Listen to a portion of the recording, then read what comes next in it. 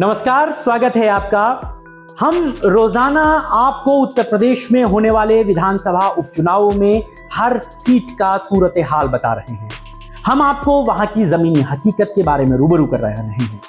कल हमने कटेहरी विधानसभा सीट के उपचुनाव का जिक्र किया था और आज हम बात करने जा रहे हैं उस सीट की जो सीधे देश के सबसे बड़े धार्मिक मुद्दे से जुड़ी हुई है। यह सीट राम मंदिर निर्माण के इर्द गिर्द घूमती है।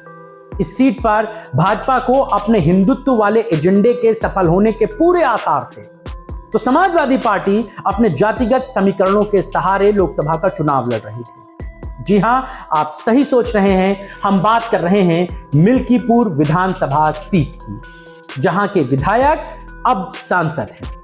इस क्षेत्र की राजनीतिक संरचना को समझने के लिए यहां की जातिगत समीकरणों और चुनावी इतिहास के साथ साथ बड़े प्रमुख दलों के प्रभाव को भी आपको ध्यान से समझना होगा। सबसे पहले हाल फिलहाल के दिनों में हुए लोकसभा चुनावों की बात करते हैं। तो अयोध्या लोकसभा चुनाव 2024 में समाजवादी पार्टी के अवधेश प्रसाद ने बीजेपी के लल्लू सिंह को हराया था।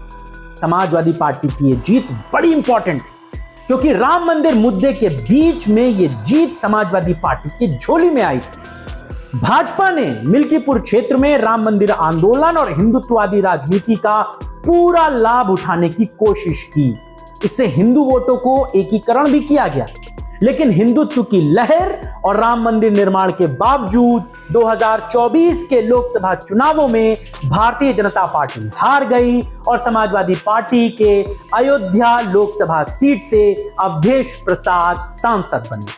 अवधेश प्रसाद को अयोध्या की मिल्कीपुर सीट से विधायकी के बाद लोकसभा चुनाव सपा सुप्रीमो अखिलेश यादव ने लड़ाया था। अखिलेश यादव ने एक मंच से पूर्व विधायक कहते हुए बात भी कही थी और वो वीडियो सोशल मीडिया पर वायरल भी खूब हुआ था, जिसमें कहा गया था कि मैं मौजूदा विधायक हूं। तो अवधेश प्रसाद ने कहा कि आप मुझे पूर्व कह रहे हैं, तो अखिलेश यादव ने कहा कि अब पूर्व होने जा रहे हो, जल्द सांसद बन जाओगे। इस बार के चुनावों में उन्होंने भाजपा के लल्लू सिंह को हराया था। 55,000 के आसपास ये वोटों का जीत का अंतर था। अवधेश प्रसाद को 5,54,000 के आसपास वोट मिले थे, जबकि लल्लू सिंह को महज 4,99,000 वोटों पर ही संतोष करना पड़ा था। हालांकि 2019 के लोकसभा चुनावों से लल्लू सिंह को ज्यादा वोट मिले थे। 2019 के लोकसभा चुनाव में उन्हें 4,85,000 वोट मिले थे और उन्होंने समाजवादी पार्टी के आनंद सेन को हराया था। बावजूद इसके इस बार वो हार गए। मिल्कीपुर विधानसभा सीट पर अब चुनाव इसीलिए हो रहा है क्योंकि इस सीट से अवधेश प्रसाद लोकसभा के सांसद बन गए हैं। यह सीट रिक्त हो गई है।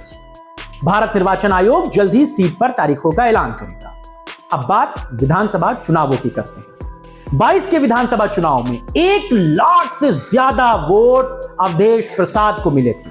उन्होंने भारतीय जनता पार्टी के गोरखनाथ को हराया था। उनको 86,000 के आसपास वोट मिले थे। ऐसा पहला मौका नहीं है कि समाजवादी पार्टी यहां से पहली बार विधायक की जीती हो। 2017 में हालांकि भारतीय जनता पार्टी के गोरखनाथ ही जीतकर विधानसभा पहुंचे थे। पहली बार विधायक वही बने। साल 2012 तक आप जाएंगे तो बीएसपी के पवन कुमार को हराकर अवधेश प्रसाद ही विधानसभा के अंदर पहुंचे थे। साल 2007 में एक बार बीएसपी के विधायक भी आनंद सेन यहां से जीते और 2004 में समाजवादी पार्टी के रामचंद्र यादव जीतकर विधानसभा पहुंचे। 2002 में आनंद सेन ने समाजवादी पार्टी से जीत दर्ज की थी। यानी कि पिछले 6 बार के चुनावों का अगर मैं जिक्र करूं तो समाजवादी पार्टी 4 बार जीती है, भारतीय जनता पार्टी 1 बार और बहुजन समाज पार्टी 1 बार इस सीट से चुनाव जीती है।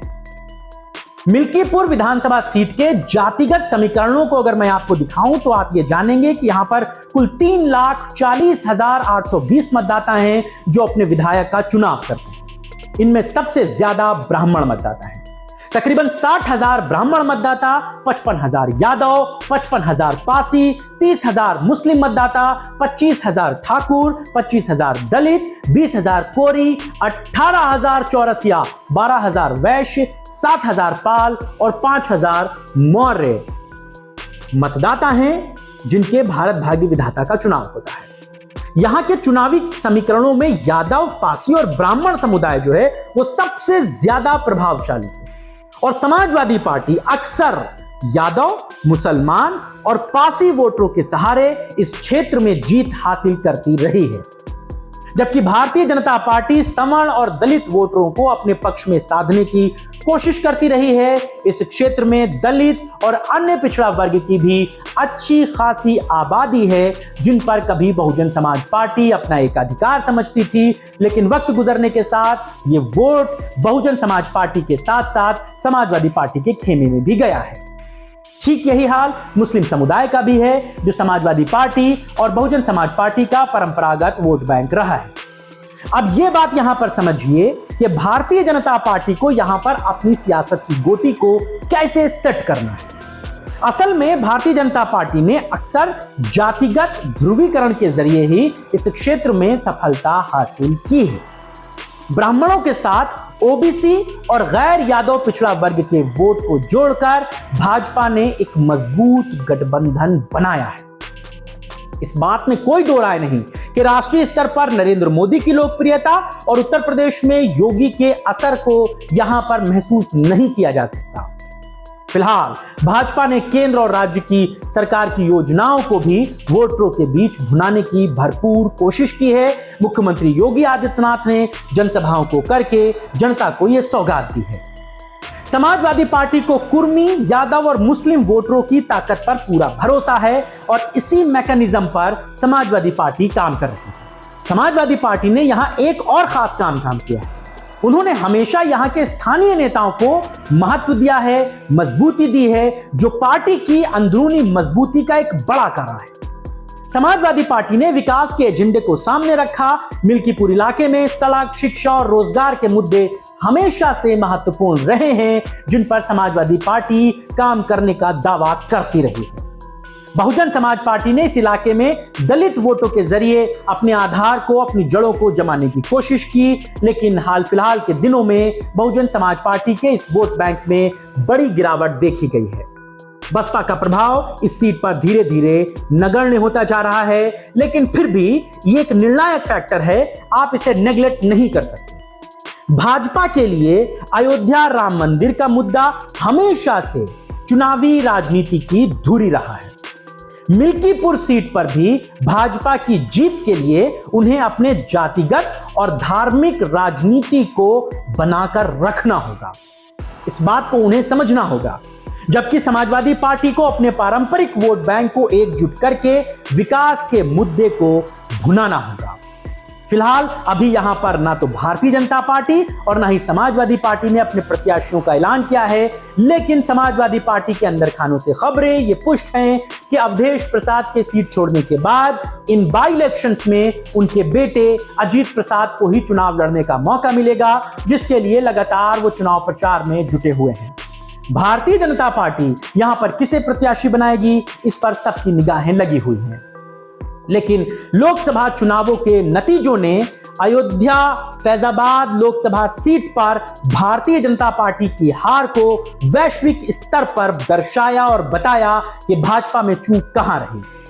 अयोध्या जहां राम मंदिर का निर्माण हुआ, अयोध्या जो उत्तर प्रदेश ही नहीं पूरे देश की धार्मिक धुरी थी, अयोध्या जिसके एजेंडे को उत्तर प्रदेश में ही नहीं बल्कि दूसरे राज्यों में भी जाकर प्रसारित किया गया, अयोध्या जिसकी बातों को साउथ से लेकर के नॉर्थ तक और पूरब से लेकर के पश्चिम तक के राज्यों में चुनावी जनसभाओं में मुख्यमंत्री योगी आदित्यनाथ बोलते और कहते रहे, उसी अयोध्या और फैजाबाद की लोकसभा सीट पे भारतीय जनता पार्टी लोकसभा का चुनाव हार गई।